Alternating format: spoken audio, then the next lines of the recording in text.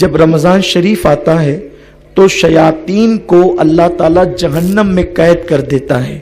اور جب شیاطین جہنم میں قید ہو جاتے ہیں تو عید کے دن ان کو پھر سے آزادی مل جاتی ہے۔ رمضان شریف کا چاند جیسے ہی ختم ہو کر عید کا چاند نظر آتا ہے تو ان کو آزادی مل جاتی ہے، جہنم سے وہ کھل جاتے ہیں، اور عید کی صبح کو وہ شیطانوں کا جو سب سے بڑا سردار ہوتا ہے وہ اپنے سر پہ خاک ڈالتا ہے۔ اس کے شاگرد اس سے کہتے ہیں آقا تو اتنا پریشان کیوں ہے؟ تو وہ کہتا ہے آج ابن آدم کو اللہ نے بخش دیا،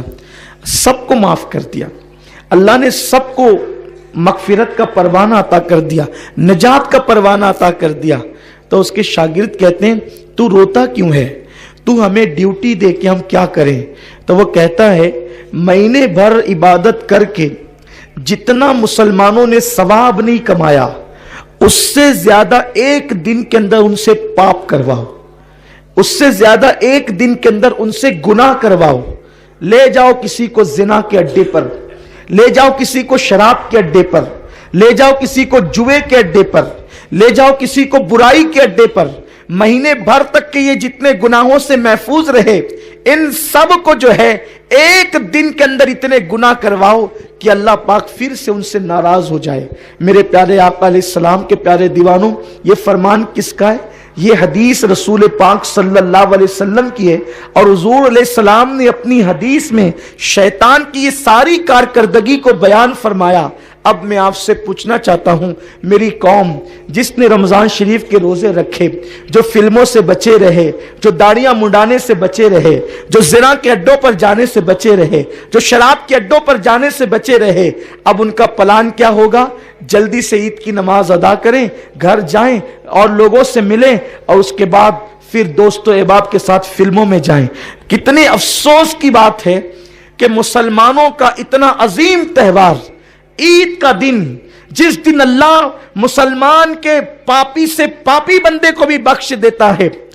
مومن اگر ہے اس کے دل میں ذرہ برابر رائی کا دانہ ہے تو اللہ اس کے پاپ نہیں دیکھتا،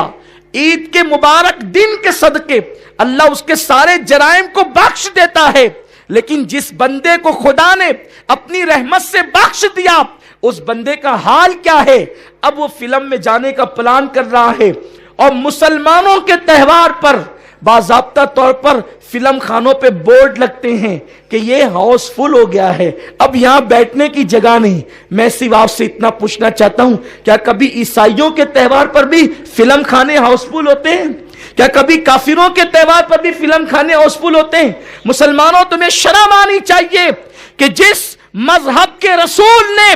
آنکھوں سے بد نظری کرنے پر فرمایا کہ جو لوگ نگاہوں سے بد نظری کریں گے، اللہ نے جن چیزوں کو دیکھنے سے منع کیا ہے ان محرمات کو اگر وہ اپنی آنکھوں سے دیکھیں گے مرتے وقت پہلے ان کا ایمان چھینا جائے گا، اس کے بعد ان کو موت آئے گی۔